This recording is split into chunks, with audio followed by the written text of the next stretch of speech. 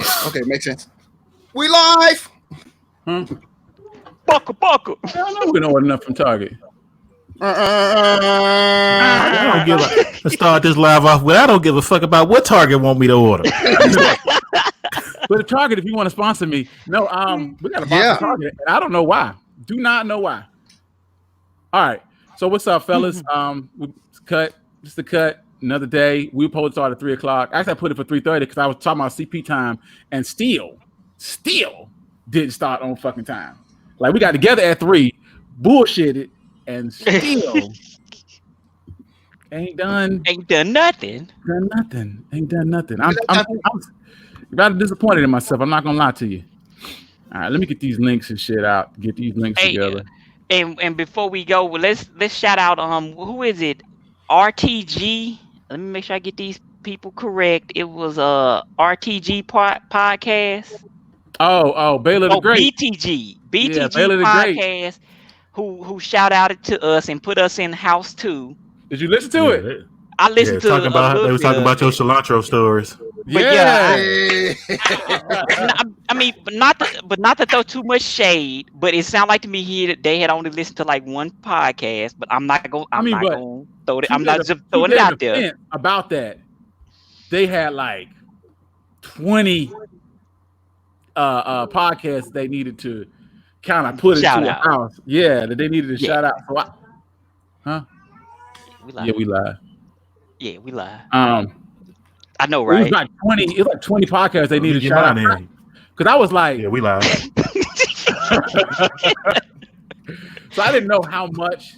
I was like, how much do they even know about us? Like, right? You know, I mean, he had put people into different houses or whatever, and I was with him, but like he started to get at about 45 minutes. You kind of like, I mean, like. All right, bro, can we wrap this up? And he went on for another hour after that, and I was like, "Oh, I didn't mean to do that." You one of them. Okay. I didn't mean to do that. I meant to do. He done fucked some shit up. Nah, I meant to put it on Twitter instead of YouTube. Ain't nobody gonna watch on YouTube because I haven't dispersed that link. Nah, we good. Anyway. Introductions. Welcome to the cut. I'm Country Boy, producer, host, whatever. IT guy, daddy. New daddy. I'm that baby's daddy. Yeah, I was the pappy. He kicking my ass. Do y'all want to do your introductions? You want me to do them? It don't matter. You do such a good job. Okay. Just shout out everybody. Let's go ahead because we already running behind. we got my man G-Dub. He's our resident thespian. Right now, I don't know how much acting he doing because of COVID-19 got him on lockdown, but whatever. You know what I'm saying? Acting a fool. I'm acting the whole ass. Showing my whole ass. we got the bad guy who is named the bad guy for a reason because his opinions are almost always awful. Dang, I was like valid at the same time. What? Hey, he just put you on. Opinion. You entitled to your opinion. You entitled to be wrong. Wow. Hey, look, and I'll take it in stride. It's all good, man. I think I'm about to get a lot of that smoke today. Oh, give him the smoke. We want the smoke because people enjoy the smoke. People would listen to this joint because I got a new. I'll tell you that before. Finish introductions first. I know Wicked Thurman, our resident encyclopedia, who likes to come on here and explain things to us. Explain it. Dropping knowledge 24/7. Get some or get gone.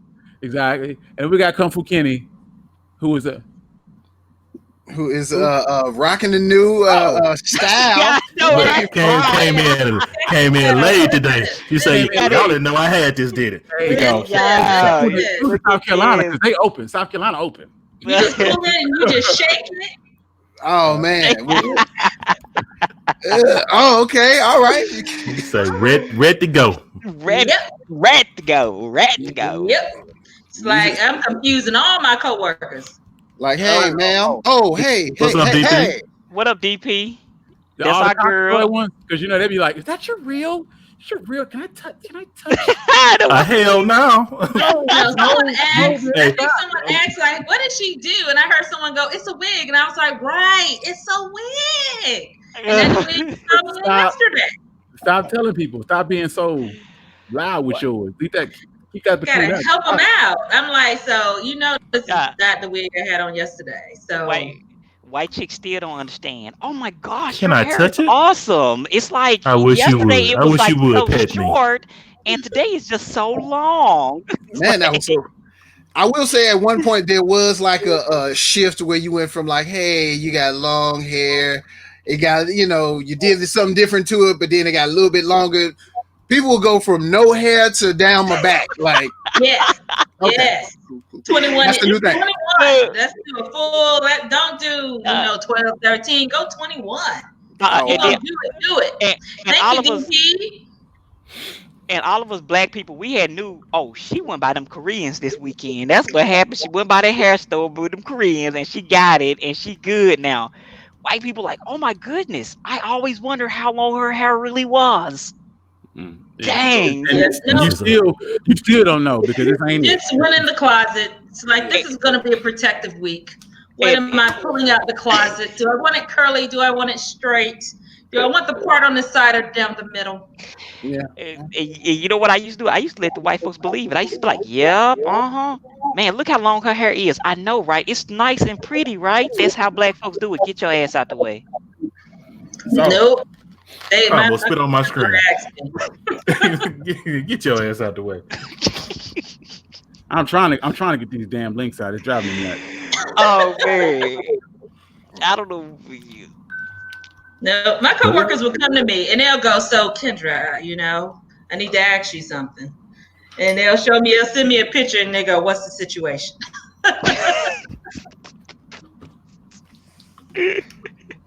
So you're the resident black expert.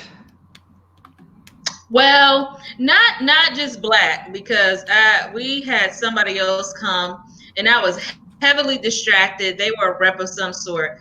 And I was heavily distracted by what was going on. And then finally I could see the lace in her part. And she was not a black woman. She was not black, but she was super duper thin. And I was like, I don't understand how you have this luscious head of hair. And it's just not adding up. And the hair was luscious. And then I caught the lace. Pow! I got you. And now I'm getting my spirit. I was like, I didn't caught you now. We didn't got it. It's like, she had to get you out. Excellent. I am such a rookie at being able to tell if you got a wig or a lace front. If I know your shit fucked up. Right. If I know, it's a problem because I can't tell. And I can't tell. If I can see the netting in your shit. Yeah, the mesh. Oh no, I know you say you Super Bowl right there. Exactly. Oh yeah, you know what? Or you ain't blended that shit right, or you ain't parted it right, or you just threw the thing on your head. I'm like, yo, I'm gonna need you to take just a little bit more care out here in these streets. What color t-shirt did you order, DP? She gonna reply what color t-shirt she ordered. Yeah, man. She said it's shipped. Okay, all right. Wow. Now I granted I couldn't, like, I was getting ready to hit customer service. But she was like, I don't know where my shirt is. And I'm like, I saw that you made an order, but I don't have no control of like the logistics. So it's rough. Anyway, we're gonna go ahead and get this popping off. So recently, early this week, and granted, wifey Tay is a fan of Boosie's Live. I'm a fan of Boosie's Live because they ratchet. I loves it. Ratchet. Oh, Boosie, man. no fucks given. No fucks given. He had on there the other day. He had this thing when he was having a party, and he was like, "Show me the titties, and I will send you an invite to my party." You know what I'm saying? So he would like join girls to his live. He was like, and they would like shake it and show titties, and were like, and people were like, "I'm gonna tell Tay. Tell her she showed me. We watched it together. We watched the titties together." He's like, okay. He's like, I like that. Oh yeah, there you go. I'm gonna give you 2 tickets. 2 tickets. Let me know. Send me your address. Anyway, so the next day, we found out on his live. I'm gonna put this in the share my screen. The next day, we found out that he was on live, and he mentions that he training his boys right, and I'm training. Ask my nephews, ask my son. Yeah, they 12, 13. They got head. That's how it's supposed to be. I got my fucking son's dick sucked. You fucking right. Grown ass woman, super grown. Check out that ass. Grown. He's out, super grown. She grown. Check me out. So he's super excited about this. And granted, he's mentioned this before. I don't think the backlash was nearly as bad as it was. It was back in 2017. Was it 27? Has it been that damn long? He said that crazy shit. He originally said it in 2017 because that's all the articles. If you just type in to Google, Boosie letting his 14-year-old son or sons fuck or whatever, you get those articles where like people came for him with pitchforks and knives and shit. They was coming hard this time. It's been plenty of articles, and one of the things that I don't the words I hate to use because toxic is such a overused. It's overused, and it elicits a immediate negative reaction from people. As soon as you say toxic, they're like, "What the fuck you mean toxic?" Like, toxic might as well be socialist. It is the male equivalent of saying you socialist. You know what I'm saying? So when people are like Boosie toxic, oh man, motherfuckers come out of the woodwork. Fuck you mean toxic, bitch? I was like, whoa. I mean, when you mention toxic masculinity, which I don't like that term, I think that term inherently means that toxic masculinity is toxic by nature. But when you say toxic masculinity, Boosie is the nigga that we talk about. Right. You know what I'm saying? Right. So I want to get y'all guys' idea. How do you feel about Boosie? How do you feel about initially about all of this? What was your thoughts? Well, he's entitled to feel however he wants, but at the same time, you have to know that is not like you have to know some heat was gonna come if you tell people like, yo, I got my 12-year-old or 15-year-old, you know what I'm saying? Like, and I think we all know somebody like that would do something like that, but yeah, we do. Don't invite me to be like, hey man, the party I'm throwing next week, my son gonna be there doing the thing, like, bruh. Yeah. And it's just a part of, the social media world we live in where it's like, I get it. If that's how you feel, that's a principle you stand on, that's dope. But guess what? Just because you put it out there and that's how you feel strongly does not mean that's necessarily right. Everybody else's opinion. Or is it legal? What is the legality to it? Yeah. It's definitely illegal. It's not legal. But he got the right baby mamas. He got the right baby mamas, and I mean, because he still can talk about it. His whole thought process is all the way left. That doesn't make any sense. It's completely illegal. Obviously, his level of understanding of the legality of the situation is totally missed on him. Obviously, he's never heard of the trouble that people get into when adults have a picture of a child on their phone in a compromising position or are in possession of a child in a compromising position, and you're bragging about you had an adult woman. Has he not heard about R. Kelly? Has he? I think his point is though, how you gonna have to prove it? He can deny it just as easily as he said it.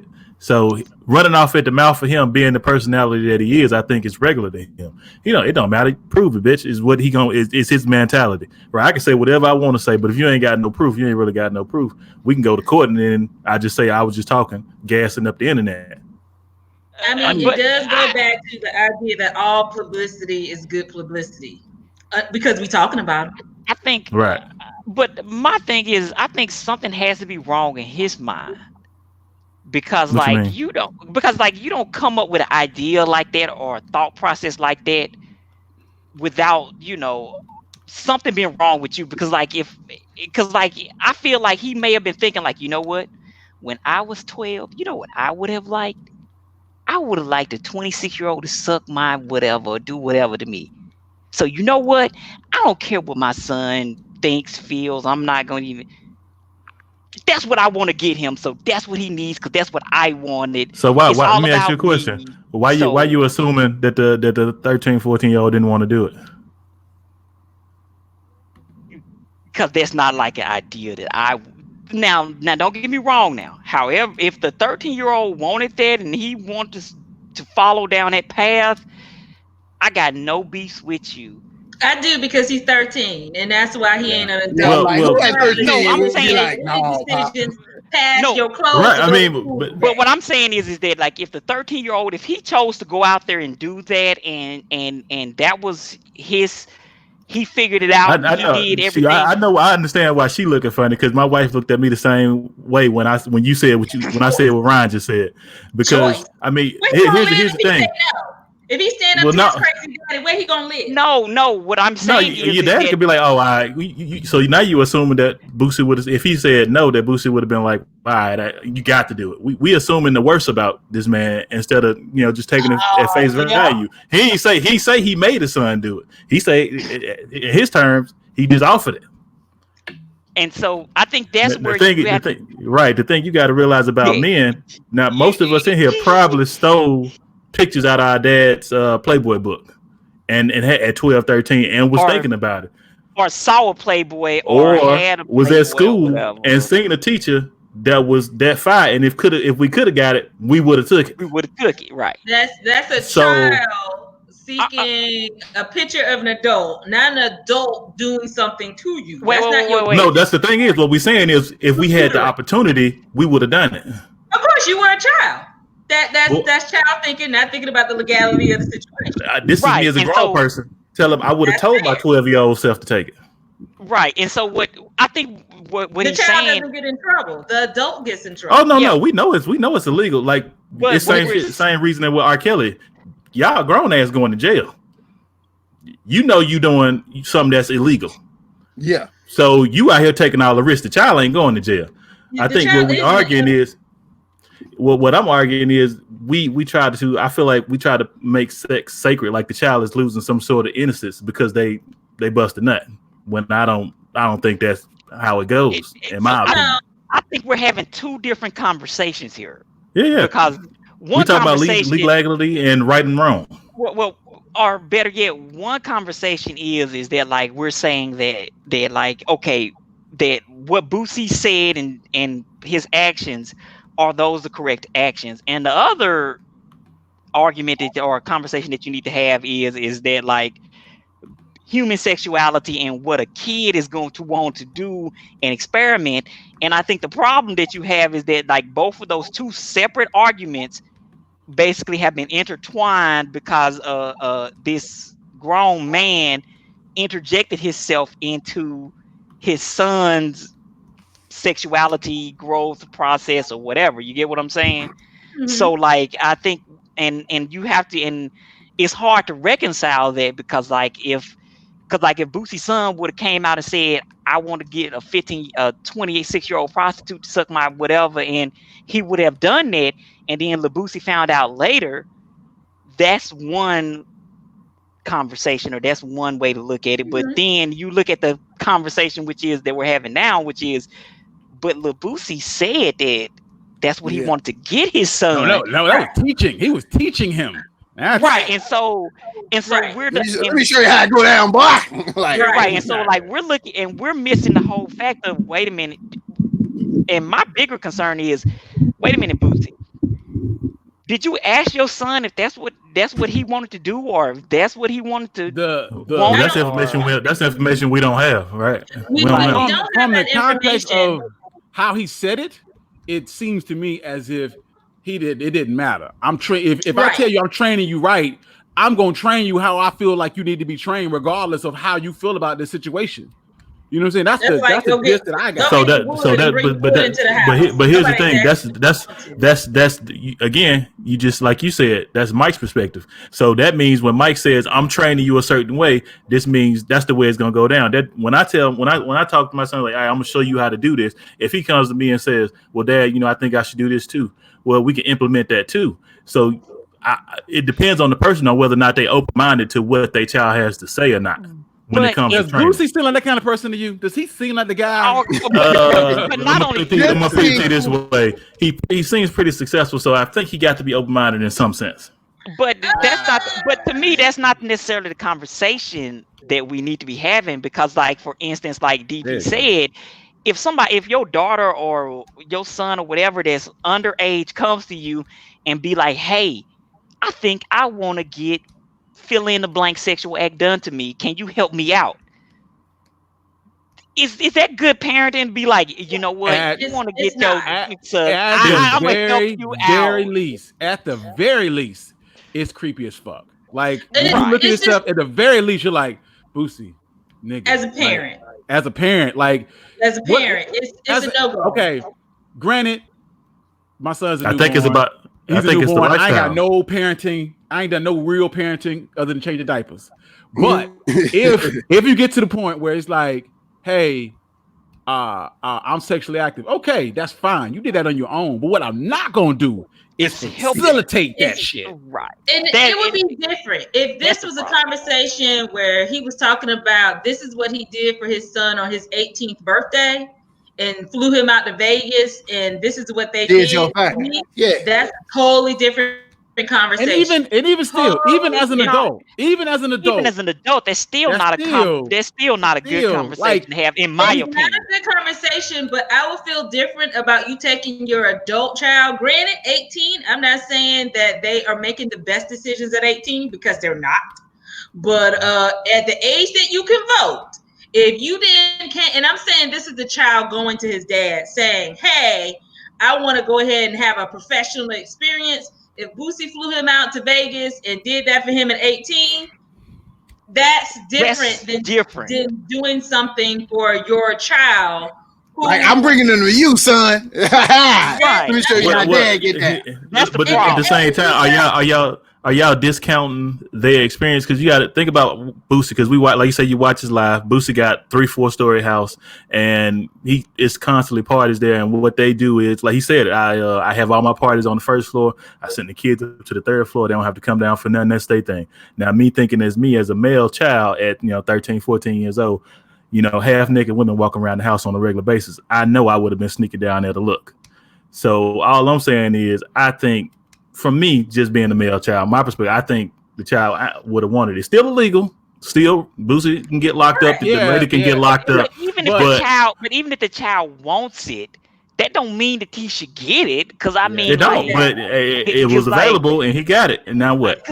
It's like his father facilitated it. I blame Boosie. No, but jail is not what for your father or that woman, not for the child. I blame Boosie. The child in it. If the child wanted it, the child came to Boosie. This was the whole idea of the child. That's fine because it's a whole bunch of crazy stuff that a 12 or 13 year old comes to you with that we ain't. They won't, right? As a parent, you're supposed. The personal opinion. As a parent, parents are here to let you know what the boundaries are before the world has to let you know what boundaries are. Right. You set the boundaries. As a child, it is a child's job to test those boundaries. Right. Do y'all not see any? I could ask my dad for. Let me ask him for this. Do we not see any lessons in him letting him do this with letting the child go through this? There are no lessons. There are no lessons in it. What? So there's no lessons. There are. So first lesson is lesson one is, first of all, there's some women out here that'll do anything for some money, son. That's another thing. Lesson two is. That's a lesson. But that's a lesson. You need to rubber on. You need to be strapping up. This is what you got to do right here. Let's talk about this woman for 1 second. Didn't see that all of that happened.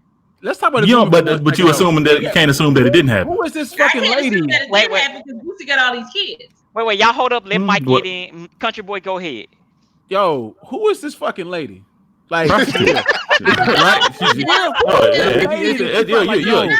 you to come over here. I want you to come over here and give my 13-year-old son some head. Like, and she said, you know what she said? She said, how much? It's come on, bro. It's some people out here that do anything for money. You had to have had a crisis in your conscience. Like, yo, what the fuck am I doing in my life that I'm such a 13-year-old? Wait. Again, People like you got to sucking have dick for crack. Come on now.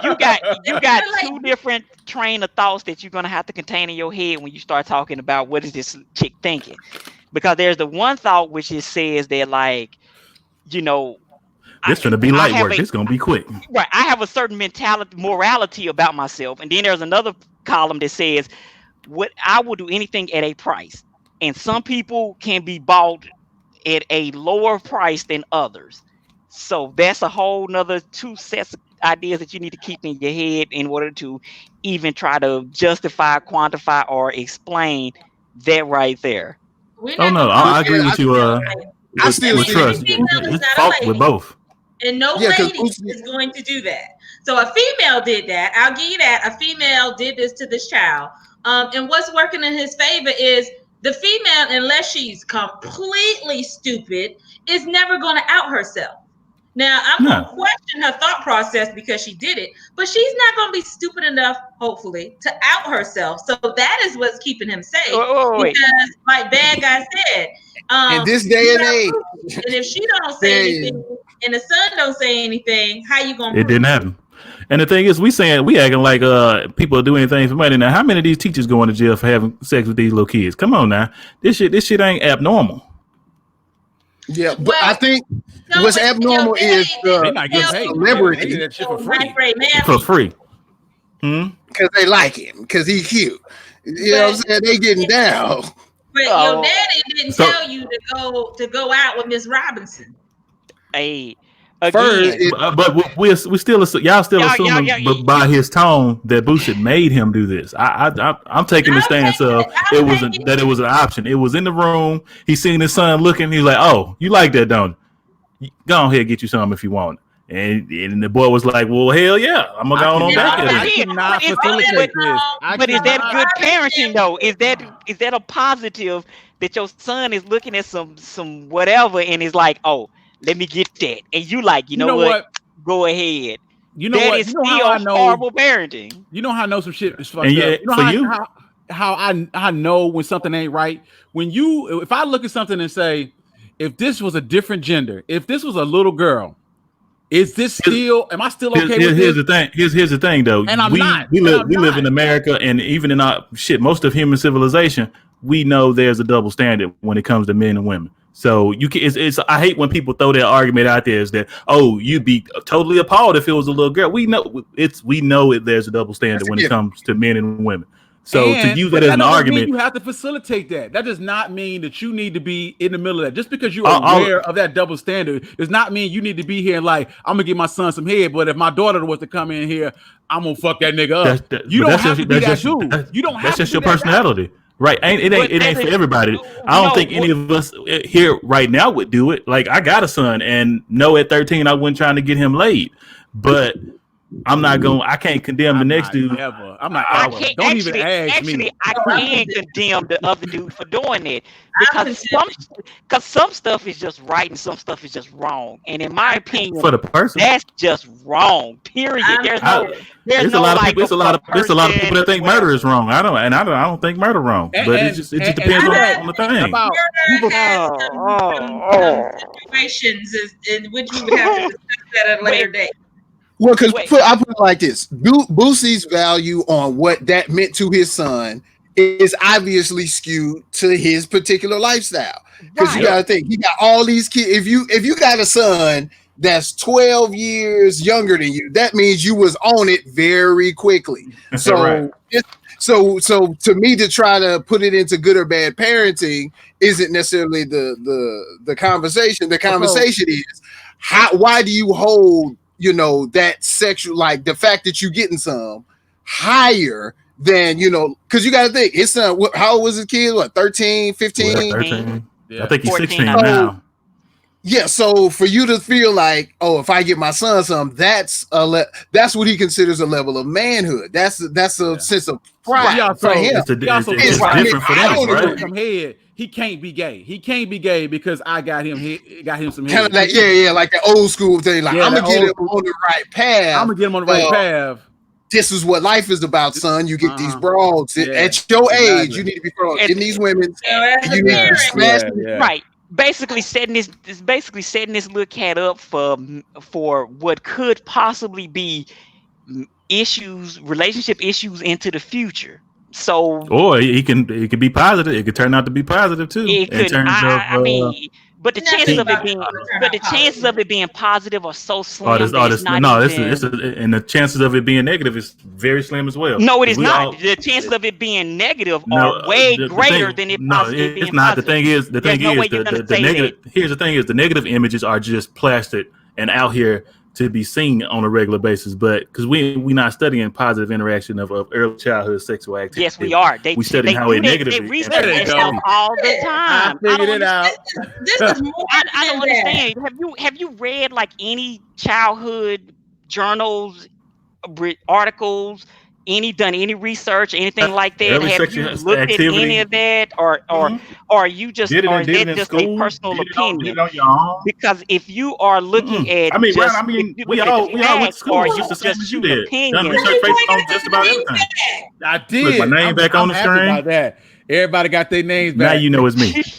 Now you know who he is. So what you're saying must here not know was you who all he along. is. You must not know. Sorry. I'm sorry. And it's not so.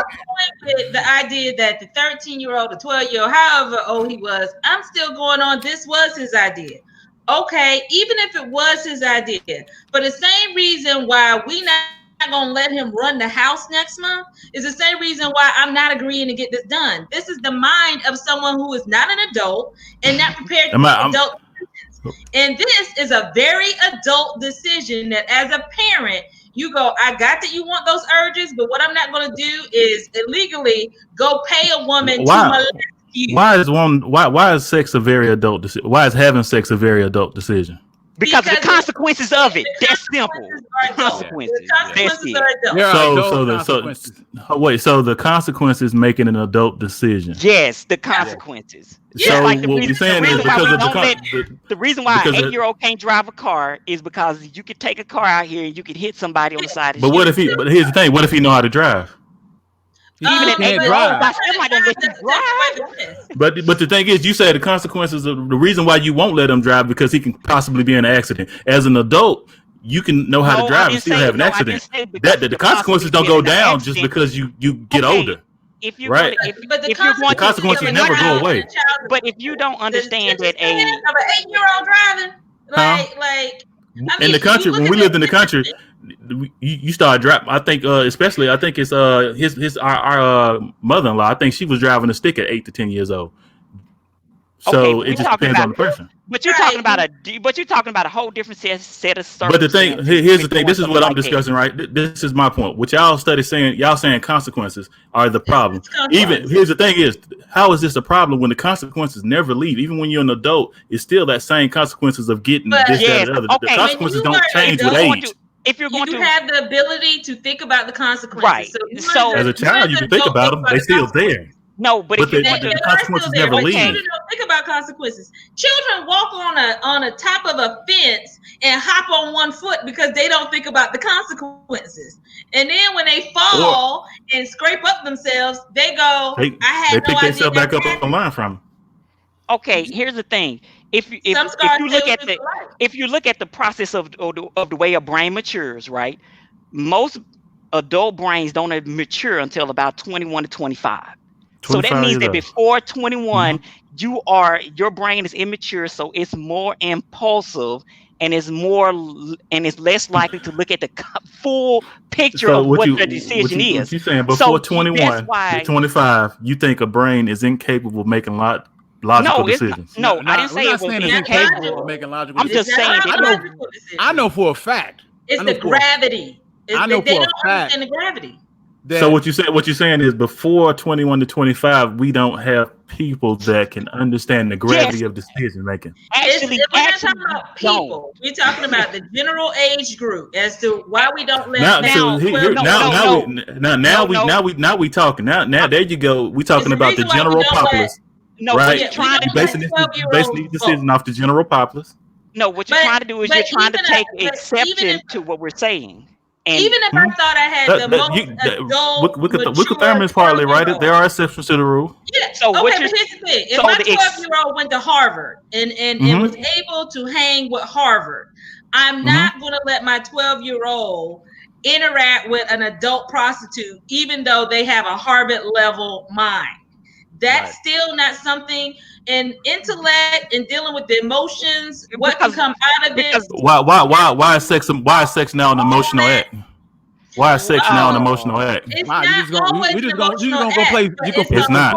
Stupid right now? I'm gonna be honest with you. I could be 100% with you. Sex don't make me feel one way about you or another. I can lay down with you and then get up. As a child, that's different when you were 12. Here's at 12 or 13. You would just say I can send you on your way. Okay, and going on about my day and play the game for the rest of the day. Here's the breakdown of the breakdown in the whole conversation. The part that you are forgetting, which is that you can't put exceptions and make them rules. So you can't say that like the whole groups of people feel like this or whole groups of people feel like that's what you don't. That's one thing. Whole groups of people feel like this. That's exactly what you're saying. I'm not. I'm just saying. The second thing is that you can't take away certain scientific facts that are out there that have been proven. I haven't disagreed with any of the science that you. I hadn't disagreed with any of the science that you put out there. I agree totally with your assessment about how the brain matures, and I agree that some people can't. So what you're saying is that you would allow, or you're perfectly fine with an immature brain making a rash decision. I said a rash decision. A rash decision. Yeah, a rash decision, because that's typically what an immature brain does. It does it on we do it on a regular basis as an adult, even after 25. We do, but as an adult, you understand your consequences. I think y'all take too much. Y'all put too much into adulthood. You like, oh, now that I'm adult, I can do whatever the fuck I want. And disregard. What we're saying is that developmentally at 12, you are not aware of your consequences. You don't understand the consequences, and you're just not capable of making I can disprove what you just said in one thing. When you was outside, here's the thing.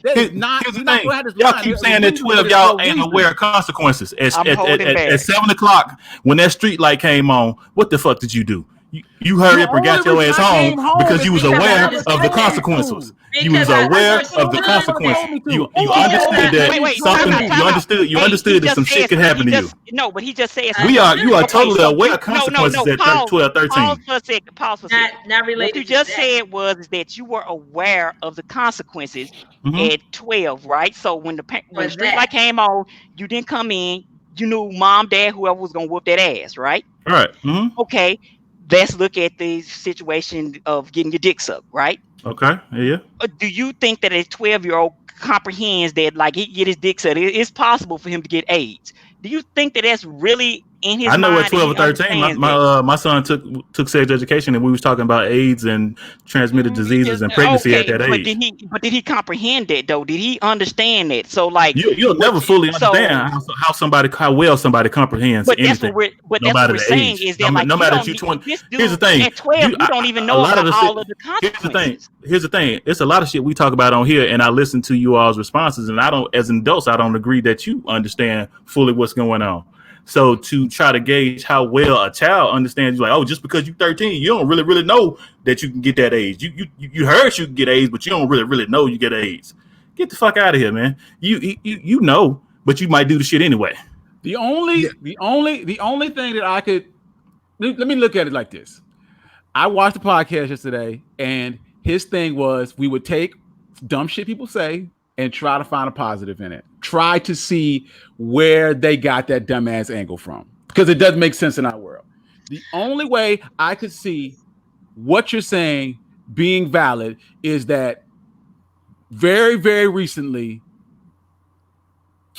up until modern times, people were adults. People were having kids at 12 and 13. They were getting married at 12 and 13. They were parents. They were doing adult things. Only very, very recently did we start getting to the point where 18, 19, 20 was considered an adult. If in the Middle Ages, you could be married. You could be a woman at 14. You know what I'm saying? So I could see how you could say, okay, maybe you could make adult decisions. But we live in a time and day and age where we try to protect our kids. We try to put them in a world where things are different, and where Know they better, could do be better. they could be kids for longer. We want to protect them. It's a crazy world out here. The last thing I want to do for my child is take away his innocence by getting his dick sucked at 12. What's the innocence? Okay. What do you mean I it's will give. innocent? Hey, how about this? I give you. I don't generally understand wait, this, so I'm asking I seriously. give you. What do you mean by will. innocence? Let me give you a story then. Let me give you a story, right? I know we If use the there word a was lot, but explain it to me. No, there's a guy, right? And he was babysat by a person of a older person, and that older person did some things to him at that young of an age Yeah, I that hear about we that. all would disagree with, and they took it to the next steps and took it further, right? And so what they did for that young person at 8 was sent them down a path of doing more experimentation, more of that, trying to get more of that going and further with it. Now, again, am I saying that 8-year-old or whoever didn't want that? No, I'm not saying it, because they're impulsive. They may have wanted to dig with it, whatever, but they didn't understand the consequences. And so when they look back on their life, they have a different view on a lot of things that other people would view differently, because that particular situation molded them in a particular way that may or may not have had a positive or negative effect upon their life. And all we're saying is that why not just take that variable of us having to guess whether or not this is going to be positive or negative on your life? Why not take that out and just let you continue on your own path and figure it out for yourself? That's it. I'll be honest with you, just kind of went in a circle, but okay, yeah.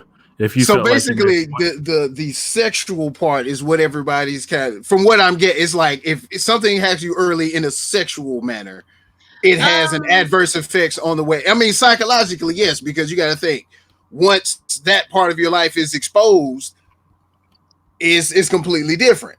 Like life changes at that point. Am I wrong? Right? You know, because first time getting once you get the cookie, your nose kind of over. The sexual thing. Exactly. Perfect it's not example. about the sexual thing. For me, the issue is, like I said, even if the boy was on board with it, letting children and promoting as a parent a child, because you saying it could be some good out of it. I'm waiting to hear this possible positive out of this. I'm not for you letting your 12-year-old drive the car without a license at 12. And you in the car riding shotgun with them. I'm not for that either. And that has nothing to do with sex. Or go smoke a cigarette. Go get a mortgage. I'm not okay with that. So wait, you ain't do the driving thing when you was a kid? You ain't get your drive before you had your license? I didn't drive. Well, you failed your first driving test. That's why you failed your first driving test right there. Because you didn't do it. 14, 15. He was teaching me on his stick. I was scared to get out there on the streets. So I didn't officially start driving, get my license until I was like 17. You got stuck again. I think you counted. Exactly. Damn. But we can still hear you though. I mean, keep going. You still got the ill. There we go. I'm back. There we go. So when I get a thing, because it's on my phone, when I get a message, it pauses the fucking camera. That ain't the best. He was like, man, let me tell you about this shit. Let me tell you about this shit. All right, so this is what we're gonna do. We're gonna ring the bell. We're gonna ring the bell. Hey, synopsis: the bad guy's fucking crazy. I told you he was crazy. I don't even know why y'all mad. Crazy to y'all is open-minded.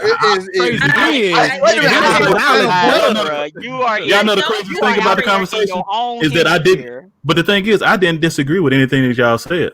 And we don't disagree. We don't disagree with some of the stuff you're saying. Doesn't mean you make good decisions. I'm not saying all adults make good decisions.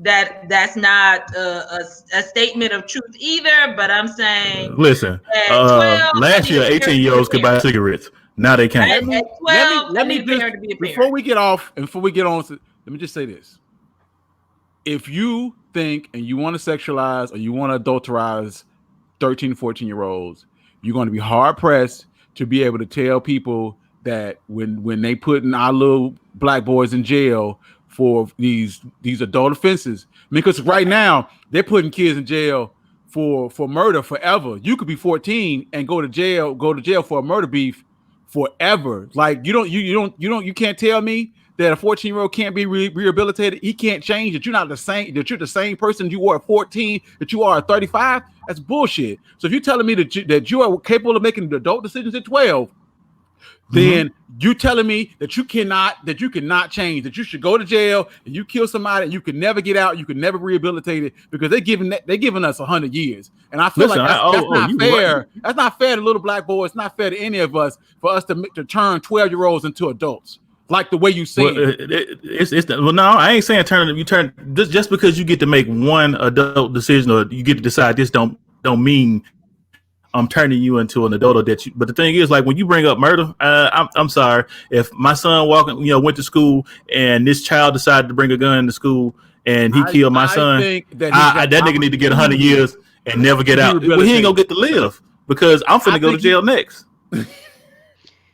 Like I said, I mean, you ring the bell. You are 100% right, country boy. They can be real. People do change. People do change. If you go to jail for 35 years, you can come out a different person. I don't disagree with that. But as a person that, if it was to happen to me, I'm still, entitled to feel the way I feel. You killed my child. All right. Ding ding. How we get to murder? Let me say something. It was murder because they have a program where 14-year-olds get an opportunity to be paroled after a certain amount of time, or underage kids get an opportunity to be paroled after a certain amount of time. You can't put a 14-year-old in jail for life. Yeah, what I'm saying is he's 34. He's gonna be out. He should be able to get a chance at a regular life, and that's why I'm just applying that. That I know that it was an extreme. It's a stretch, but I get where you was going. I get where you were going. I get where you were going with it. Yeah, I get where you was going with it. Anyway, murder. Wait a minute. I think he just used an extreme case. I don't know if you guys are aware. That's the thing I do. I use the most extreme example of anything to try to make a point. And actually, I was like, wait a minute. And that actually works against you, because like when you use an extreme like that, typically the other person who hears the argument it shuts down. Right, because like that, because like what you said, I feel like when I use an extreme, I show you how silly your point of view is because of how extreme my point of view was. Well, that person would have to believe that their point of view is an extreme, and the bad guy doesn't feel like his point of view is an extreme. Well, only because it happens on a regular basis. It's not. Anyway, we're gonna something lighter. So the second topic was, how do you measure your success as a parent? So first it started out with Boosie, and Boosie being a bad parent. A bad parent. I guess we could say that. We can at least say that, nigga.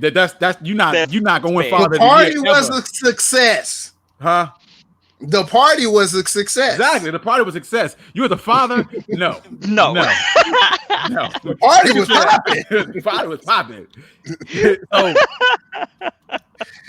I had this question where, do you measure your success as a parent by your relationship with your child or how successful that child is monetarily?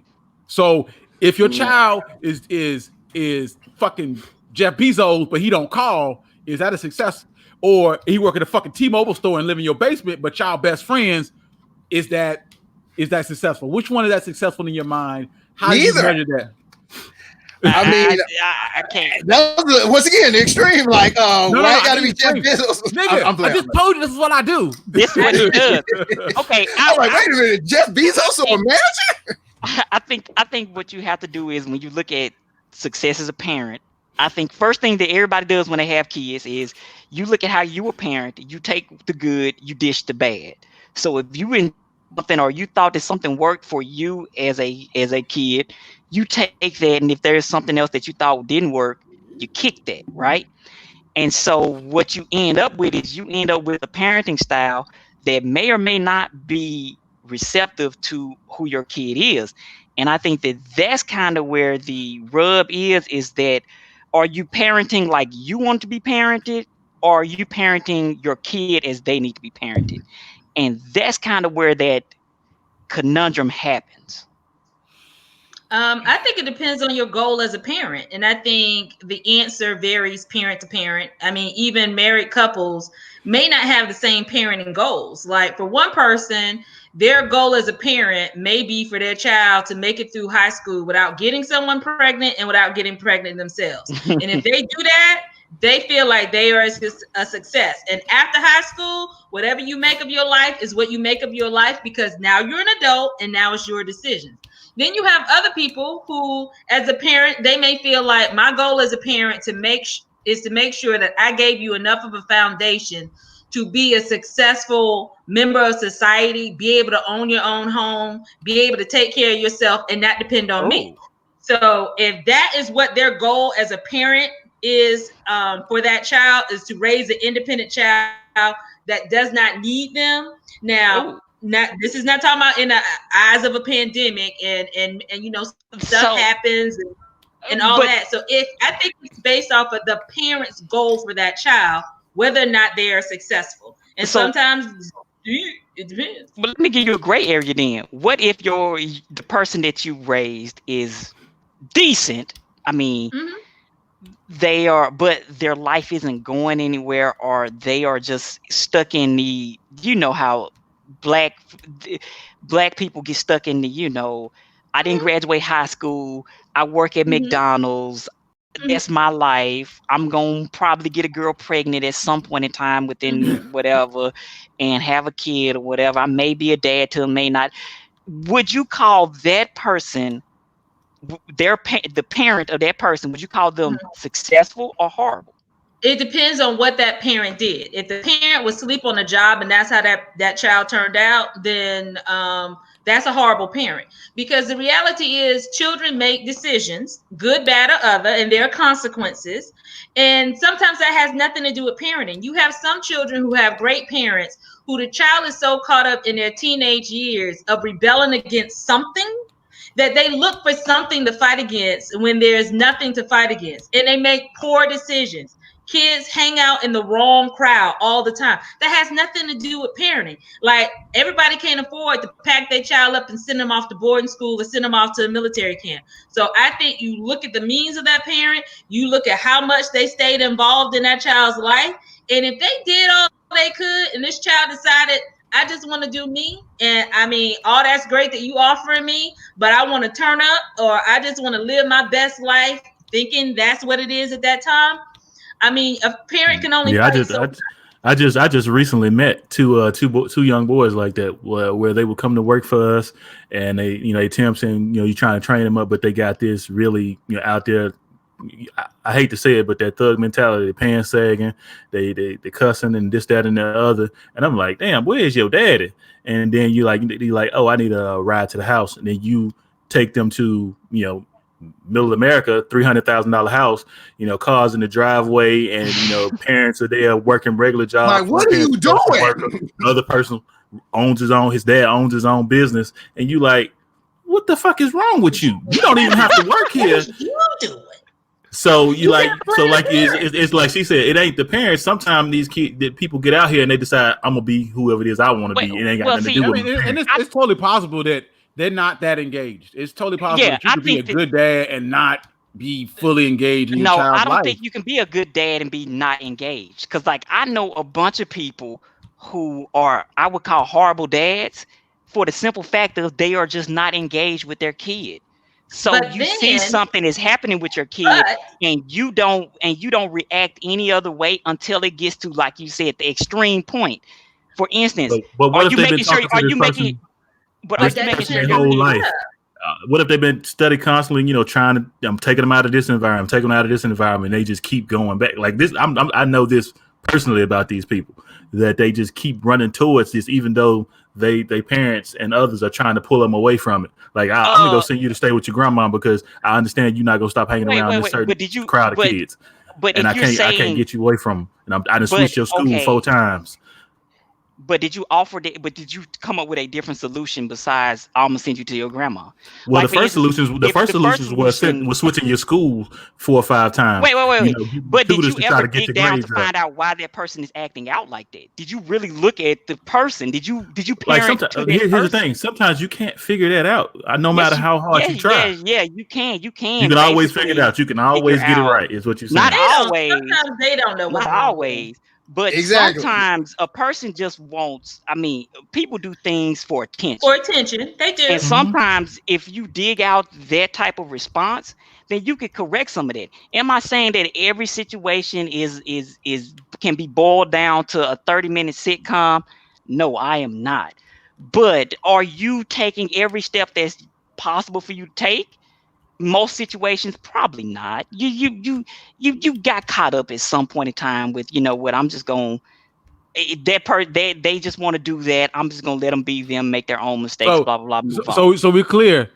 You cannot be a good dad and not be an engaged dad. They Well, must be one and Yes, the same. those are one and the same. well, Engaged but and good is one and the that's same. debatable. That's debatable because you have some couples where that man, that dad has decided for him to be a good dad, what he needs to do is to keep a job, provide for his family, be able to protect his family, and he leaves it up to mom to know what's going on with the inner workings of the kid's mind, and that's their team.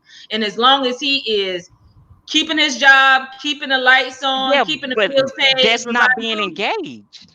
but That's But not that How, don't. engaged. how But am the I thing supposed to is, engage? but what I'm but here's saying the is Not that's thing. I'm engaged. engaged with That no not, lights because on. he's What not. the but fuck? that's not what he's But that measuring that himself don't make against. him a bad dad. That's not what he's measuring himself against. He's going, if I'm putting the example out to my children that On a how man to. is supposed to take care, provide, and be there and stick by his mom, and if I do that, then I'm a good dad. It's individual goals. If he Right. feels But like if he Very does true. that, but he's a good dad and he's consistent, and he feels but like it's if her his job to figure out what's going on with them. no, that is not necessarily true, because if he isn't engaging with that kid and that kid is wilding out, then it doesn't matter how much you work, how much you provide, how much you do whatever. If you got this cat out here wilding out, you're not a But good that's dad. I don't but care how much you bringing in. that's You're your not a perspective though, good right? dad. That's That's your his Not a good perspective though, individual. dad. right? So So that's for so you. so I need That's to not be being a good engaged dad. while we're homeless. Like I'm trying to get the Wait. medium I because tell it's you all what. whoa, No, whoa, no, hold because on because you just you said going that if I'm extreme. not You going engaged, extreme. but You you went said extreme. engagement makes you a bad not being engaged makes You you a went bad dad. extreme. And what I'm saying is, if I'm working 2 jobs to make sure this house is the bills are paid, yeah, I'm gonna step in and check on Junior or little mama or whatever, and I'm gonna stay on them. But if I'm consistently working, if I'm consistently paying bills, if I'm consistently doing things that Being a are good example But exactly, because okay, not every is dad part of the is gonna be foundation. able to sit down and really have this engaging okay, conversation that you're talking about. Because I see what you're saying. If you're just like, oh well, but whatever, I'm working, blah blah blah. But what I'm saying is, if that's not in his DNA to do, he's not a bad dad because he's doing the right thing as he sees as a father. but He's doing what he he know can't how to be do. doing he can't be He's doing the doing right what he thing if know. his He doing what he child is knows how to wilding do. out. He can't be right if his So child you is wilding out or his saying child is automatically lacking. once a child starts to So stand out of right, backlash, it's somehow then you're the not being parents' a good fault. parent. No, I'm not saying just because somebody has a backlash, because I mean all of us rebelled as a teen. I'm not saying that one rebellion or two rebellions or one mistake or two mistakes dictates that, oh my goodness, you're horrible. But what I'm saying is if Even there if is it's a constant. consistent, what I'm saying is if there is a consistent pattern of you not being engaged, right? And your kid not per se living up to par, then maybe you are a horrible father. Just And saying. Maybe you're so not. What is so engagement? What maybe is this engagement? Wow. and Maybe you're no not. way in here could Define. that child just be a horrible person. Maybe Ow. you're not a Wow. horrible I'm not father. going to say somebody is a I horrible will person and they I haven't will fully say developed. to that point, Yeah, Jeffrey shit. Dahmer grew up with his parents. He grew up with 2 parents. They don't know what the hell happened to him. So you could just be crazy. All right. Not Okay. just bad. On another note, Wait. on another note, as Again, far we're not as good we're not dads, engaged dads, I feel like the whole you a good dad, but you're not fully engaged is really old school. Like it's more like, hey nigga, you got lights. You better get the hell out of my face. Right. Talking about that. I don't care about the basketball team. I'm not coming. I got to work. So were those bad dads? Exactly. Hey, we here, ain't we? All of us here. We functional adults. Were those bad dads? But were they engaged? They were like, hey, chill. Wait. Ain't got time to come up to school. You can't just say I'm not saying that like just because you chose to work versus play video games with your son or daughter or whoever. I'm not saying that just automatically makes you a bad dad. But I'm saying if your child is clearly lacking something and you don't figure out a way to make it work and figure out how to give them with it, you're a horrible parent. Yes. So if you can't fix every problem your child has, you're a horrible parent. Did not say every problem. You said every. But you just said engagement will fix all. You're saying so if you can't fix it, you can't fix the one thing. If you can't fix this, if you can't stop them from constantly rebelling or doing whatever it is they want to do, you're a bad parent. I'm not talking extremes. So we can move past it.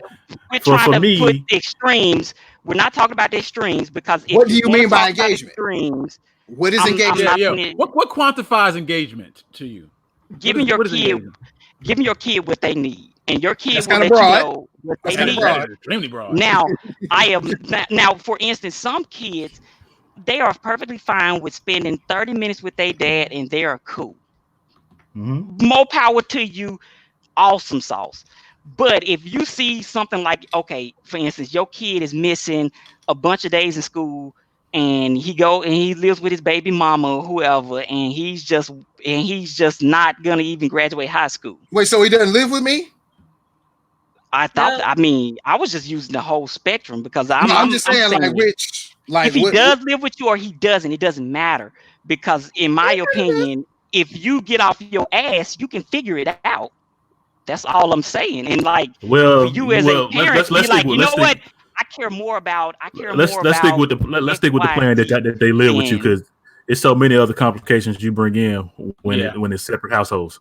Right. But because let's you're just not. stick.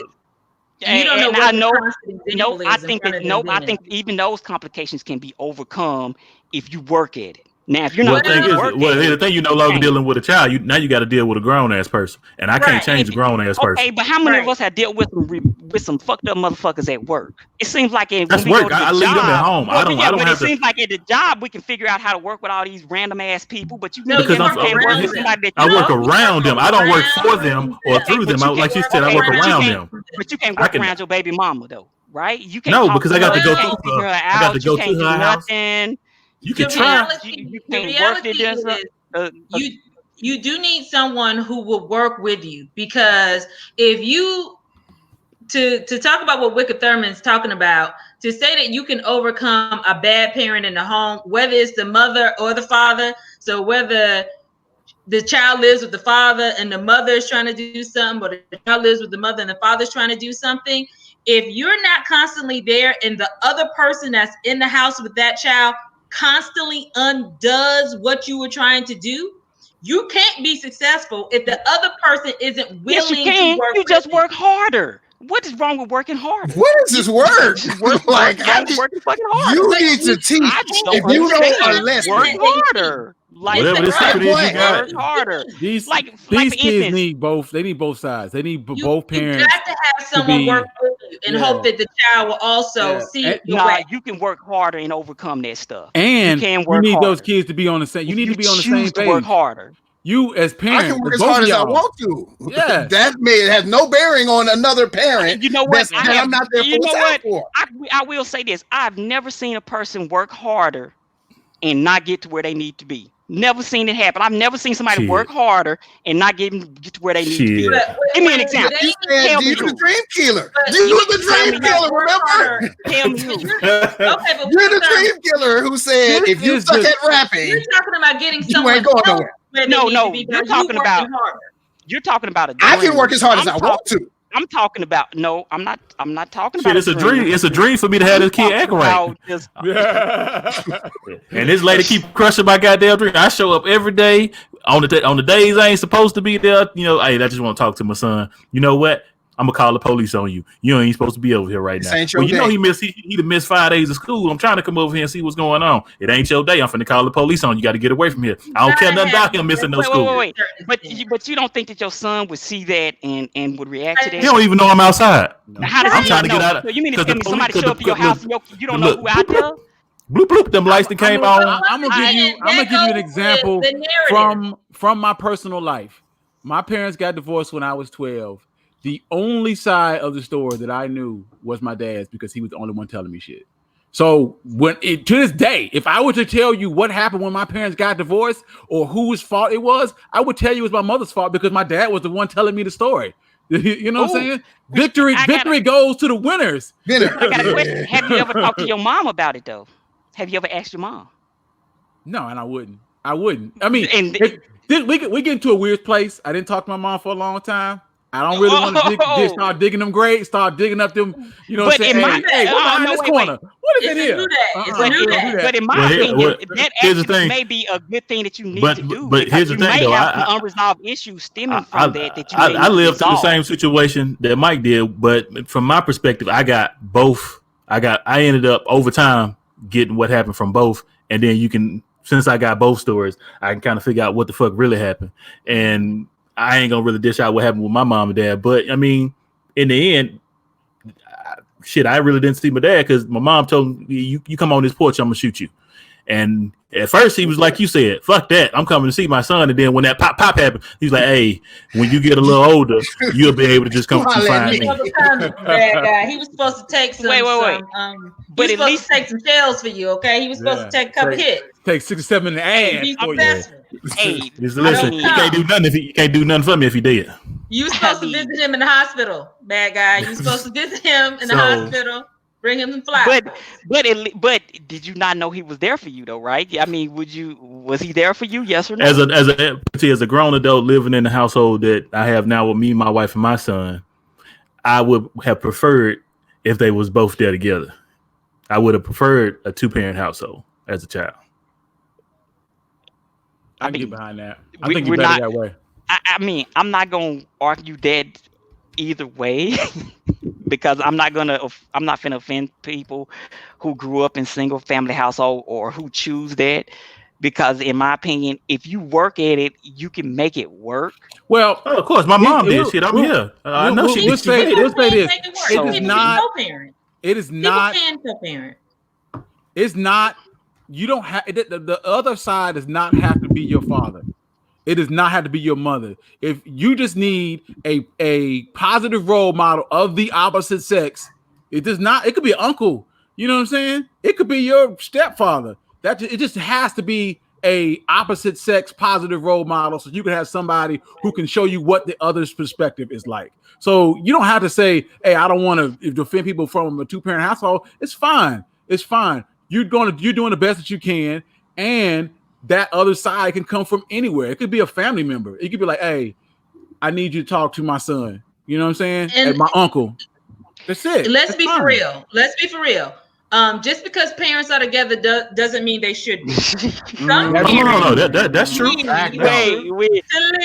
true. Some parents, that is true. You need the opportunity to find the love of your life, and you need the opportunity to find the love of your life because you two toxic people don't need to be together. This is rumbling. So you going? Don't nobody want to leave each other? No, you gonna stay? Yeah, Y'all just gonna be mad all the time in here? Yeah. Okay. Yeah, y'all not gonna talk. Y'all not gonna talk at all. We're just gonna sit here and eat tacos in silence. These lights on, no. These lights on, no. And that was the thing that I was saying was that, like, I'm not saying that, oh my goodness, because you aren't spending hundreds of hours with your kid, you're a horrible parent. I'm not saying it. What I'm saying is that there are certain people, and we have all seen them, who you try to wonder, like, why are you? It seemed like to me you got a bunch of time to do a whole bunch of other shit, but your kid walking around here flunking out of school. They not doing this right. They not doing it right. Yeah, you every once in a while, or you happen to be in the same place as your kid at the same time, but your kid is not flourishing. So At what point I think- you as a parent gonna make a sacrifice to maybe help your kid out?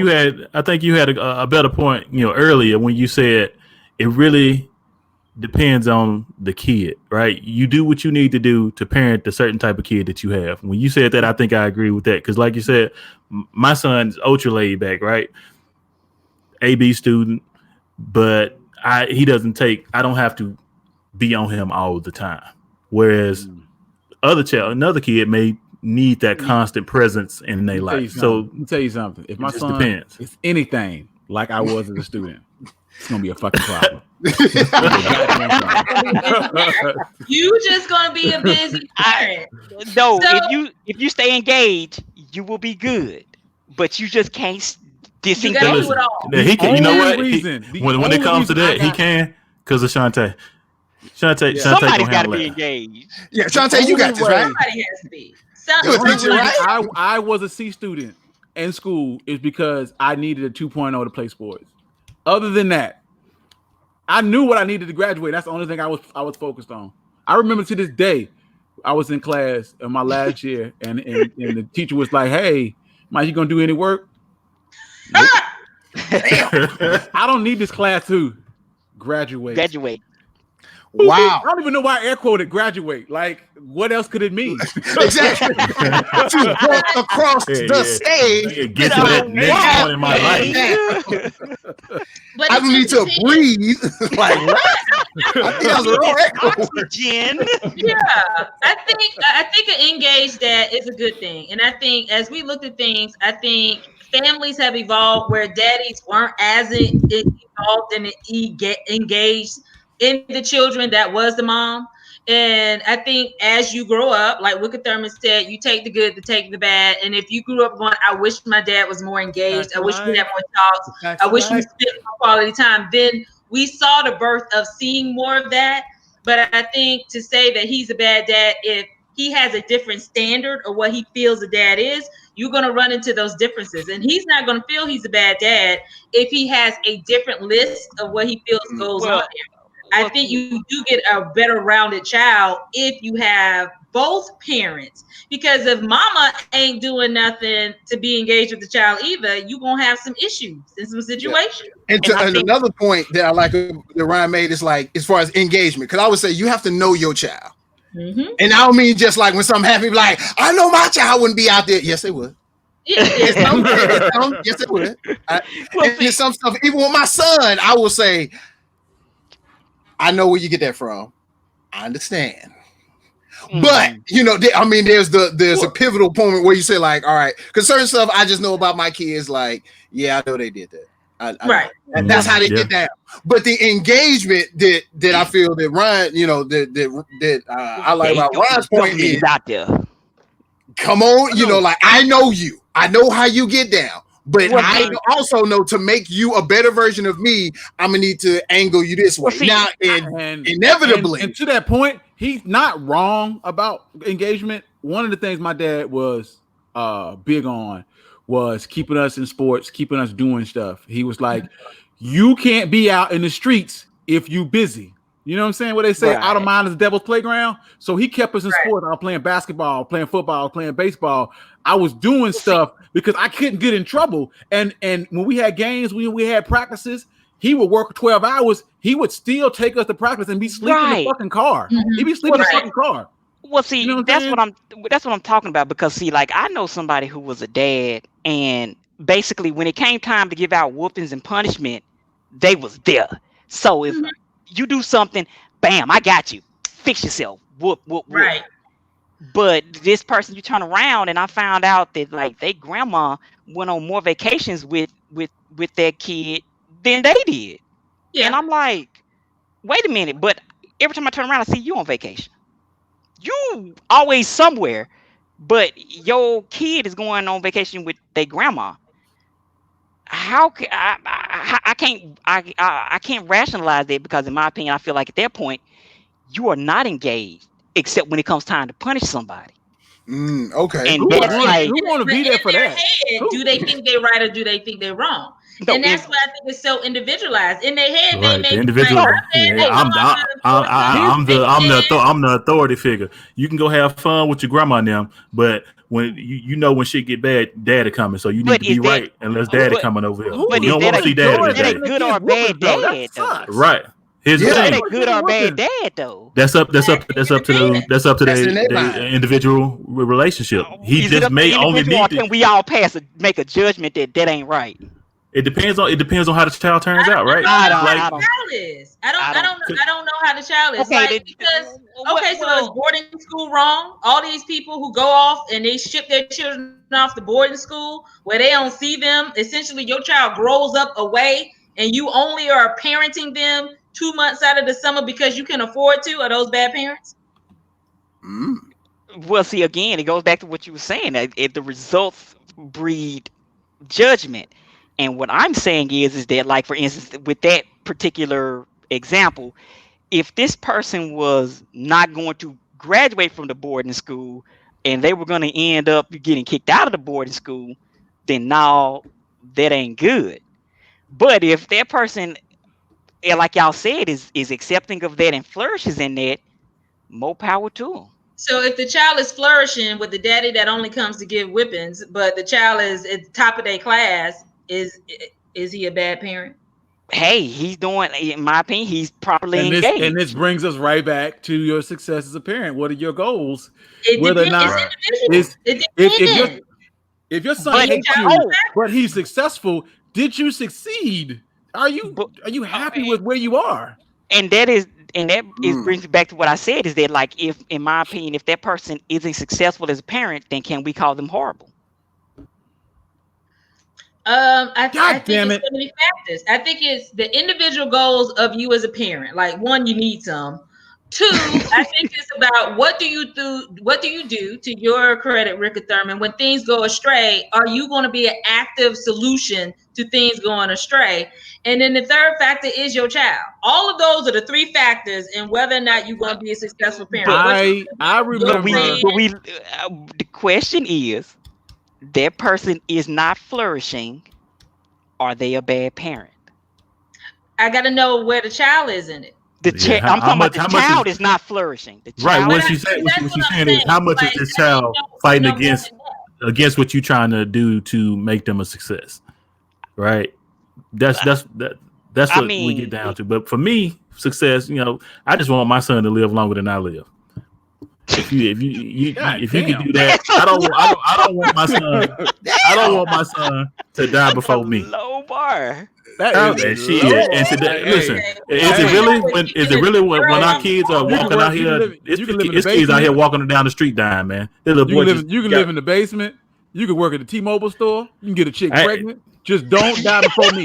Listen, I'm about to go. Don't you dare. Don't you dare. Listen, because the thing is, from I understand, son, wait. The amount of time. Is that the Rona, nigga? Is that the Rona?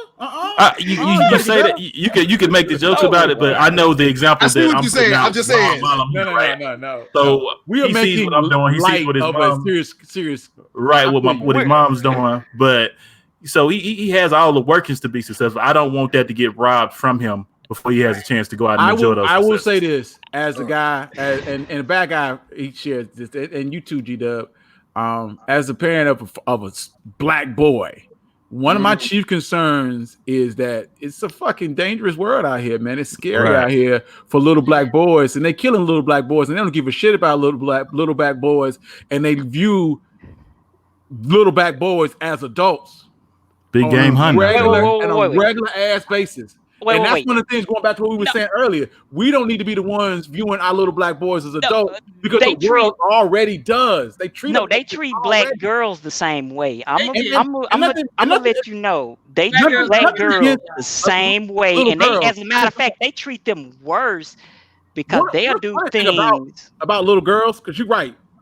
That a lot of that hate comes from black women, though. A lot of black women, black girls, and like she hot in the ass. She thought that they over sexualize these little girls with like the competition, and they're not.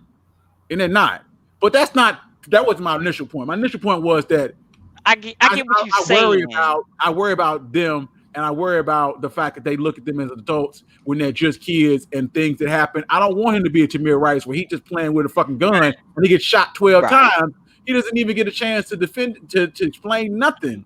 I Like, mean, I get what you're saying, and I feel the same way. And that's one of the reasons why I say, to me, as a parent, engagement is so important. And that's one of my big tenets is that, like, because like I've had to get off my ass and get more engaged with my kids, because like I see that like I can get caught up in, watching fucking TV and bullshitting around or whatever.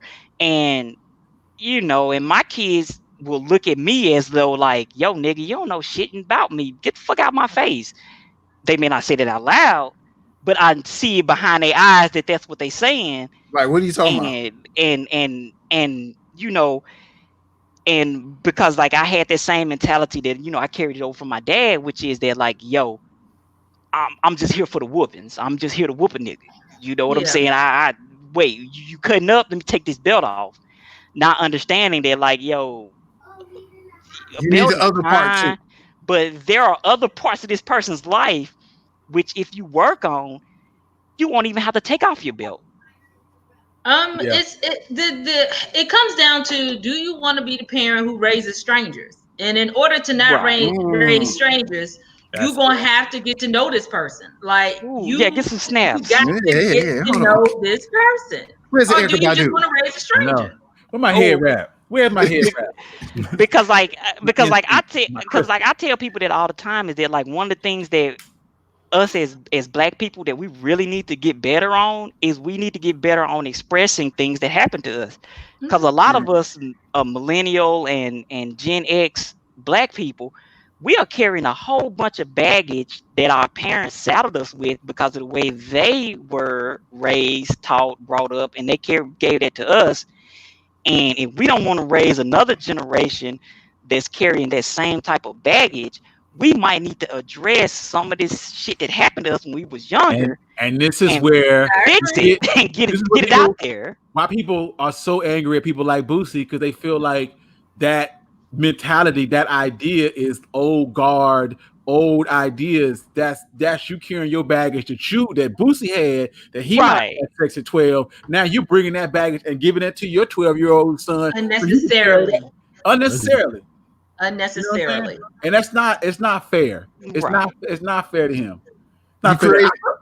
You're creating a tradition that probably shouldn't keep going. It's like you don't know how the next generation will take it, because I always use my dad's example. Like, quietest dude ever met, he was the strong, kind of like the, I'm here for the whoopings type. But as I became an adult and just started asking questions like, well, who is this? Who is this? Oh, I know you felt that way about it. It's like, oh. But once again, a lot of people don't have the ability to do that, nor the foresight to ask, well, why do we never go to this person's house? Oh, well, we fell out 15 years ago. Or for real, we haven't been going over there because you have they stole your plate back in 1988 beef. Right. You don't even know that about. You don't even know why we mad. You don't even know you weren't alive when they got mad. Or better yet, I know some people who are carrying things around from like back in the 80s. And I'm like, why does this or that trigger you? And they're like, oh, well, because, and it boils down to such and such this, I felt wrong by this person. And I'm like, yo, but did you ever talk to them about it? Yeah. And they're like, no, I can't talk about it. I'm not going to talk about it. If you bring the situation up, I promise you I will cut you. Yeah, like, sometimes okay, for our generation, I think we on that level where we can do that. We got to be the adult. Like, don't get me wrong. All of us sitting on here, our generations are all just lucky to be here because we all survived getting our medicine from the regular eating teaspoon and tablespoon, and we didn't get syringes, and my mama ain't measured nothing past the age of 2 probably. Well, I'm like, that's not a teaspoon, that's the tablespoon you giving me my medicine. Oh man, we're all lucky to just be alive. They just hand you the testing bottle. You have to actually bring the conversation to them. Like G-Dub is saying, like there's so many conversations that if we don't have a conversation to learn, like this is silly, like this is what you're thinking, like some of the things are so minute that have been blown out of proportion unless you have a conversation. I tell my mama on a regular basis that she's old and she needs to try and get into heaven. Like you too old to be petty. And you should be trying to get into heaven. These little girl stuff you be doing, you need to stop. You too old, and you should be trying to get into heaven. It's unfiltered. Let's rip this band-aid off. You better quit with these little girl games like you 20, and you need to be nicer and try and get into heaven. You too First and old. foremost, young lady, you about to get off this wheel. Exactly. See this ring? See this ring? It's going in your sister name. Hey, you will. What y'all are talking about is something that I recently just had to acknowledge that people, are carrying around. Because I don't, me personally, and I know y'all gonna probably get mad, but I don't understand the idea of carrying old baggage. I'm so, 5 minutes ago for me. Yeah, whatever. I'm on to the next. But I understand that some people do, think about things and process it years and years later. Even though I don't understand it, I understand now that I have to be open that does happen. Yeah, because the problem is that, like, for you, it may not have. There's stuff that happened to me when I was younger. I don't give two shakes about. But then I understand that there are other people who are connected to me who the same stuff or were around during that same situation, but affected them a whole lot worse. Differently, and you're right? And you're trying to figure out, like, well, I was at the point in time of the situation. I joke about it. He. That's a funny situation that happened to me, and this other person will shut down and will be in a funk for the next 3 days. Won't talk to person X or Y for the next 3 weeks, and everybody is trying to figure out what happened. And they were just like, well, Ryan just told a funny story about the time that we got blah, blah, blah, blah, blah. Right. And that person is still carrying around that baggage, but they won't address it. And that is the real problem is that they won't address it. And so people every time addressing it, and they're definitely not comfortable addressing it to that party. Like, so how do we teach people how to just let shit go without addressing it? I feel like this is an opportunity to advocate for therapy. Like, hey, if you feel like you need therapy, you got baggage, or you have things that unresolved issues that you need to get out, you probably should be going to talk to someone about it. It doesn't have to be us. But it's going to ultimately come down to at least you trying to have that conversation with that other person. And in therapy, that is what they're going to try to pigeonhole you to do, is to have that conversation with that person. And the bad guy brought up a good point, which is that, like, how do you get over it if that person never wants to address it with you? And in that situation, if you have came to them and you have tried to address it with them, and they don't want to have no parts of that conversation, because, like, I've had many a conversation with many people in my family, and they have not wanted to address these issues or have tried to move past it without truly addressing it with me. Have they though? Have they tried to move past it? Because I feel like you have a certain set of people who hold on to baggage so it can be the excuse for their behavior. And I think you have people who don't want to move past it. They want to keep every single time something happens, they do whole pertinent issue. Like, what they got to do with the day? Like, but that's the thing they hold on to because they don't want to move past it. I mean, Erica Badu gave us a cautionary song called "Bag Lady." I mean, is that what that was about? Yeah. Put them problems down. You don't carry the problems to your next relationship, and then they gonna lead over some old shit. She put it to a beat. What more do we need? She done gave us the whole. Well, see, I think the problem is that a lot of times, because, like, I've tried to address issues with people in my family, and when I tried to address the issue with them, they took offense to it. And I'm not coming from a skeptical place, but when you say you tried to address it, did you address it in a Ryan way? Because you got a way. You got a way. There's a Wicked Thurman way. Let me explain what Dr. Thurman is saying, because I hear what you're saying, but let me tell you what you're really saying. Again, it starts like every conversation with me starts out with is a question, right? So everything with me starts out with a question. So I ask you a question, I give you a chance to answer it, and then I delve And you deep. tell them how they fucked that answer up. Listen, this ain't what you're really saying. Let me explain to you from a logical perspective on how you really feel. That usually comes after I didn't talk to you for about 20 minutes about something. I'm mad Still now. don't You on get this it. bullshit. Listen, I done tried to tell you how to figure this shit out. I didn't ask you several times, why the fuck did you steal my Jello cup back in 3rd grade, and you still ain't told me why, and now I gotta hit you with some good shit. So what it is, you really are a petty criminal, is what I'm telling you about this. And look, I have tried to tell people stuff and try to do the nice way of telling them, and they will be like, yo, man, you using too many big words. I can't understand that because you using too many big words. It's certainly a Ryan way. But I'm the whole reason why I'm using the big words is so that I don't tell you fucked up. And then when I tell you fucked up, now all of a sudden you mad. Oh, we can't have no conversation no more. Just start off with the effed up. Start off with that. Because you know how some people like, what you trying to say? And you're like, I've been trying to say it for the last hour, but let me go hit you with it. It's like, oh man. One of the things that helped me, and I just say that I'm a functional individual. One of the things that helped me is that I needed to have some self-awareness in my role in this shit. You know what I'm saying? So we have these problems, and I'm like, nigga, like in my mind, and I'm like the bad guy a lot of times. I hold grudges, but I don't hold grudges. So like when that dude said I like Sebastian from The Little Mermaid, I'm still mad about that shit.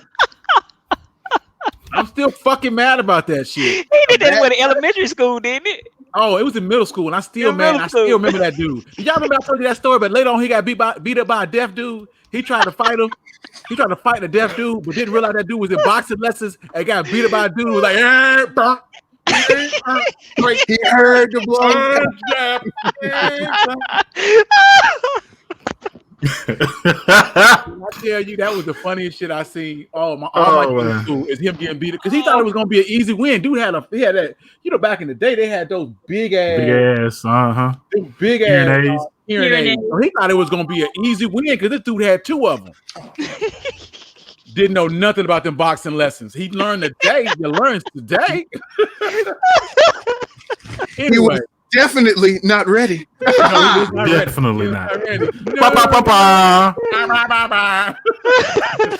Captain Hayes. I still remember that dude, Bernard. If you out there, if I see you, straight smoke.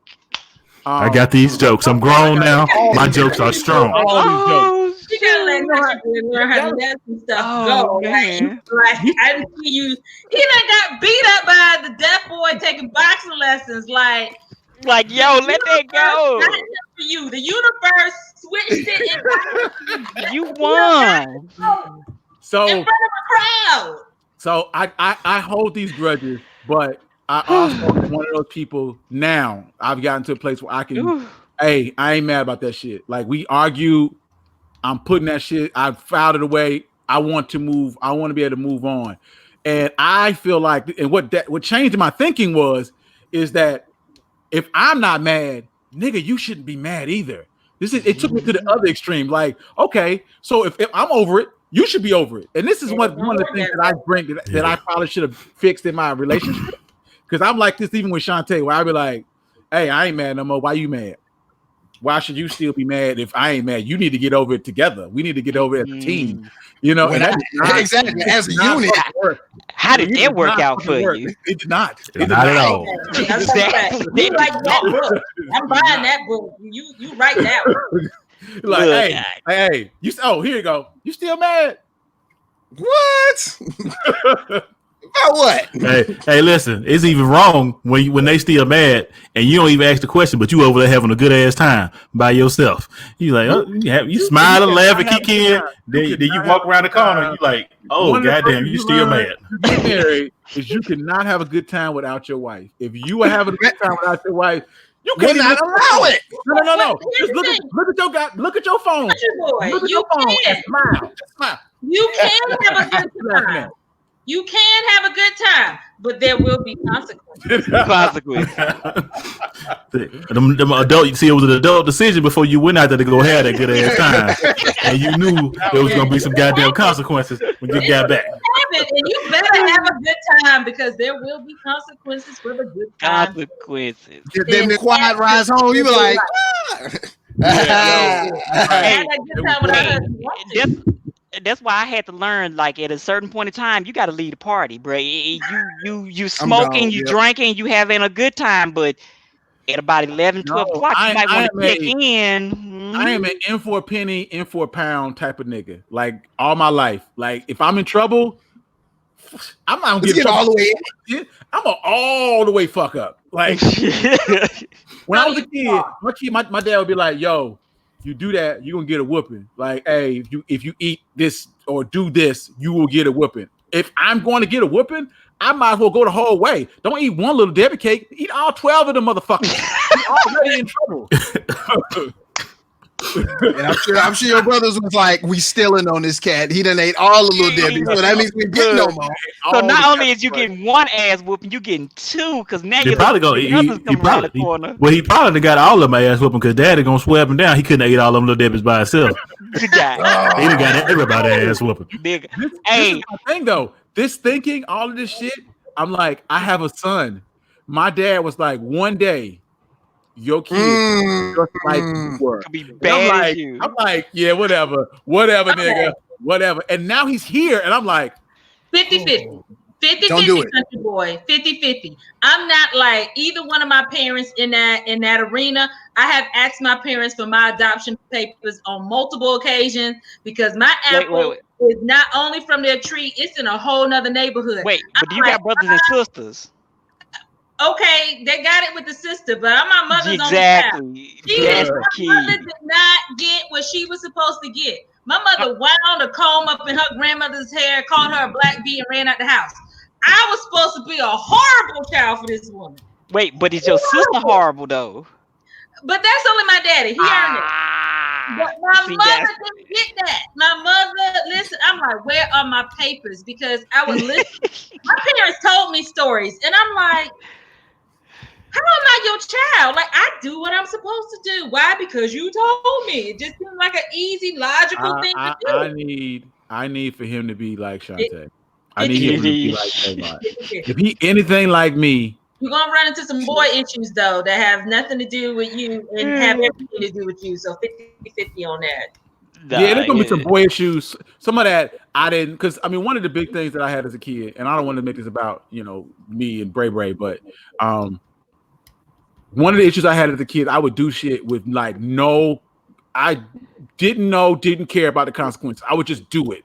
You know what I'm saying?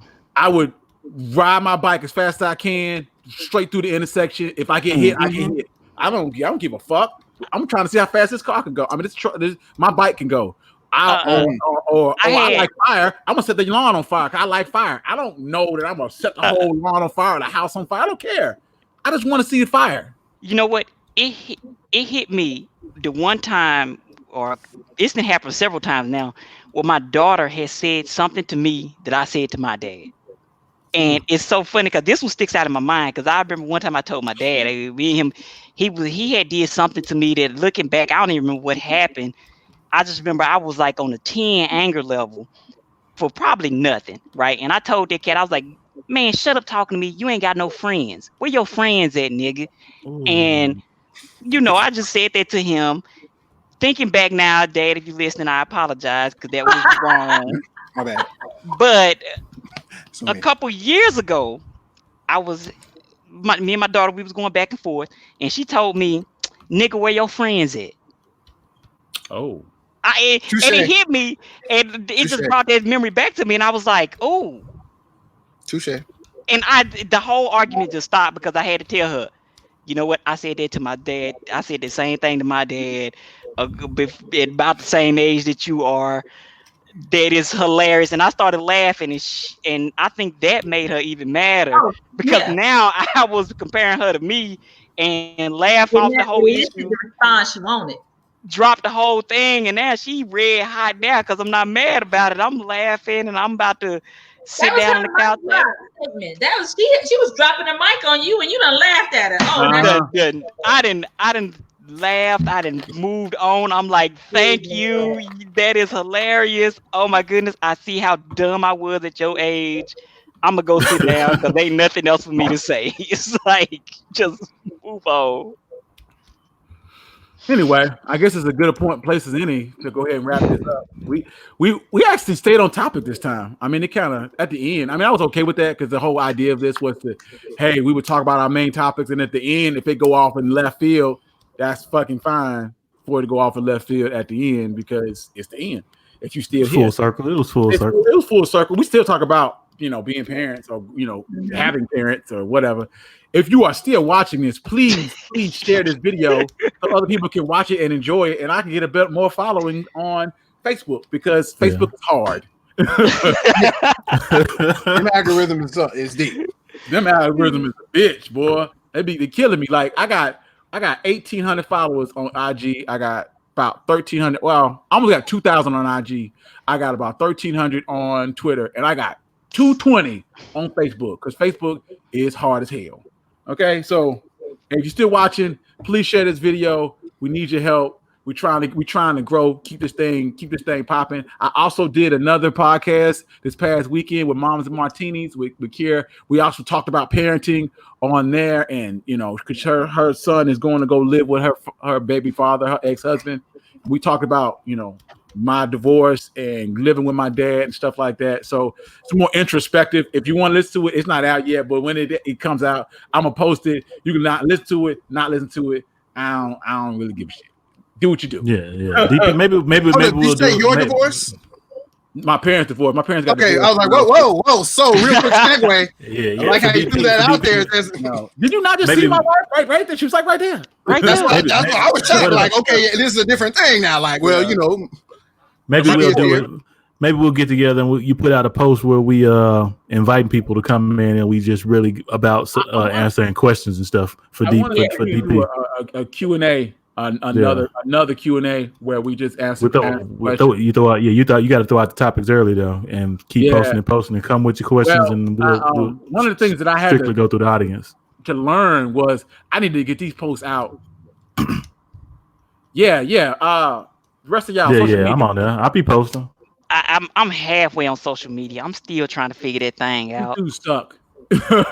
Are any of you guys on Twitter? Yeah, I'm on Twitter. I was on Twitter. I need to log back in. Oh yeah, wow! I was like, See the people that I roll with. Yo, no. Here goes the thing. Every time I ask you, "Hey, bro, what I need to do?"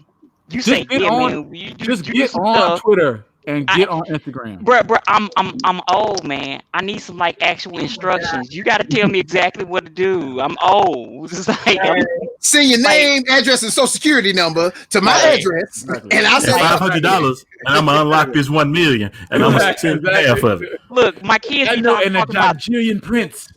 You will make you a millionaire. All right, we got TikTok. more often. I'd be like, TikTok is the stupidest thing I've ever seen. I still don't get TikTok. I'm old. It's stupid. I don't understand it. Okay, why do y'all get me started? TikTok is racist as fuck. TikTok is racist as fuck. TikTok is old. I see they won't be sponsoring. No, they won't. Fuck them. That's how I feel about it. Fuck them. TikTok is ran by a Chinese company. Not to say anything, but as far as race relations between white people and black people, they don't give a shit. They don't care. Yeah. So racist videos perpetrated by young white people, you can try to get it taken down, and they'll be like, if you don't like it, you can just not watch it. Hold on. This dude just tried to talk about lynching and talk about how black people get shot, and that's not okay. That's against your terms of your toss, right? No, they don't care. And what I'm not going to do is even I'm not going to use that platform if that's what you feel about us. That's not going to happen. Not for me. I don't feel comfortable doing that. You know what I'm saying? So if I got to tell you fucking racist and you're not going to sponsor me, so be it. I ain't got no goddamn masters. If I got to keep paying server bills just to tell you to kiss my ass, I'm okay with that. I'm completely okay with that. Yeah. TikTok is... my kids showed me a video of TikTok, and it was just a person's head, and they had an article behind them. And I was like... I'm lost. I don't understand. What does it mean? I see a person making facial expressions and I see an article behind them. And they was like, oh, you didn't get it. You were supposed to have read what the headline was and then went out there and searched for the information. Headline. Aha.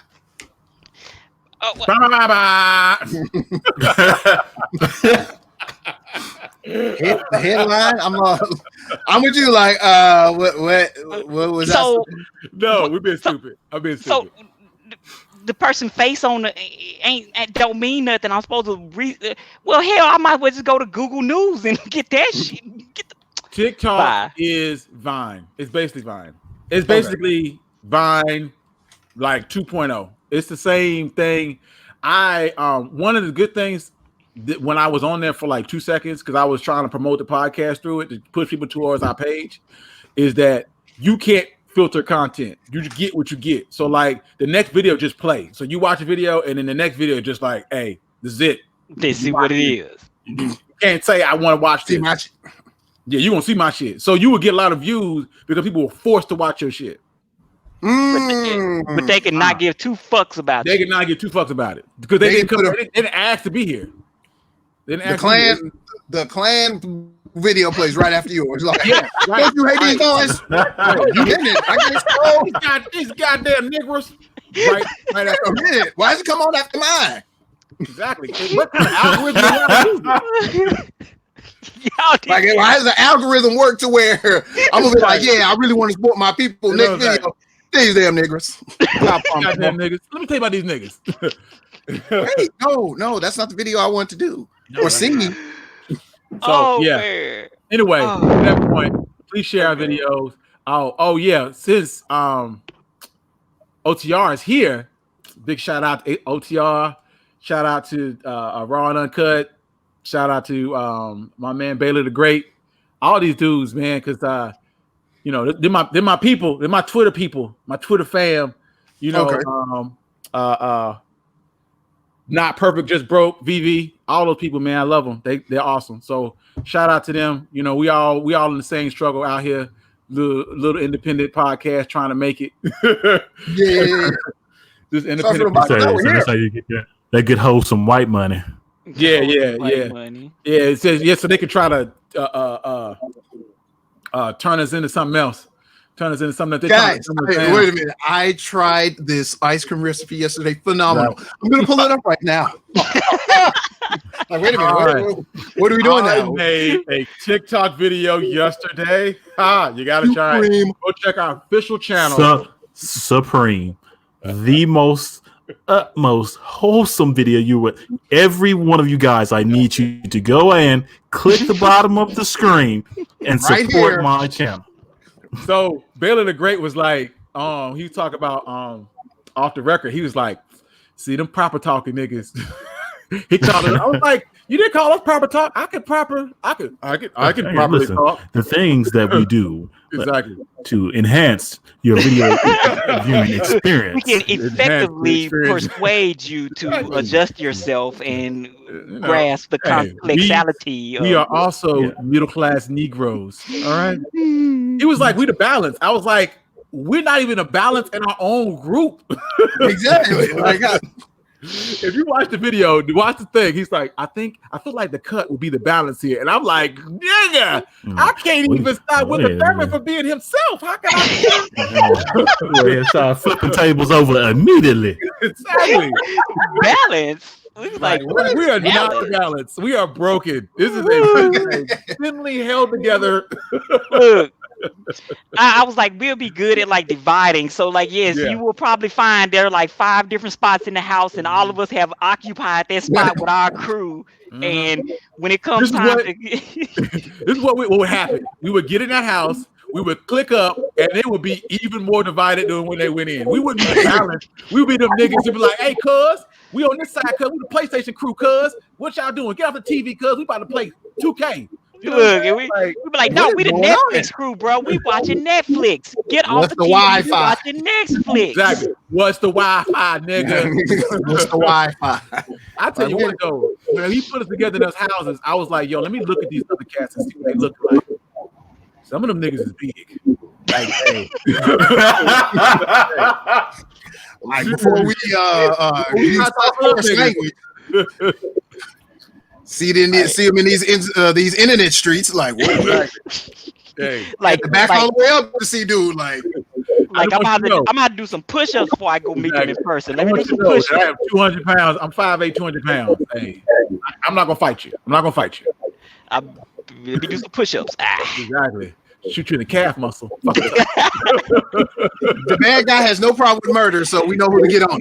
Like, so y'all talking crazy? I'll be right back. Exactly. Hey, look. Hey, I'm gonna go get my gun and I'm gonna kill everybody. Everybody. Hey, if you want to meet a person who is 100% shoot you in the calf muscle, fucking tussle, the bad guy. That's Hey, look, they all see 10 him years ago, we could do all car. that wrestling and fighting and shit. I'm gonna stab you in the leg. Nah, I ain't got time for all Look, that. they all see him go to the car. All four of us, we done ran and hid and stuff. They're like, why these motherfuckers hiding? Why are they hiding? This nigga finna kill everybody. So I done went out the window. Like, yo. If you guys are not aware, I'm sorry, we kind of inside joking right now, but Baylor the Great put together a podcast recently, a special episode where he divided a bunch of black podcasts into houses. And our podcast was in house 2. And the way he framed it is that we would be the balance of the group. And we were like, nah, nigga, that's not us. All right. All right. We about to shut it down. Whole fucking shit down. Look, after one of our sessions, we might have everybody ready to burn this motherfucking house down. Like, yo, get the matches, get the lighter fluid. We burning this whole shit down. And the bad guy didn't fucking pour gas everywhere. We like, man, what the fuck are you doing? Exactly. Hey, like I said, we couldn't get out. I guarantee we can get out this motherfucker today. One way or another, we getting out of here. We headed to the upper room. Did somebody smell gas? Who done brought this nigga with them? Who is something on fire? Is somebody smoking? Anyway, I'm so sorry, y'all. This went straight left. Yeah. This went straight left. Anyway, we got more time. So, follow us on Twitter, follow us on Facebook. Please share this post. We need to follow us. We struggling. We're actually doing great. As far as listeners, better than we ever done.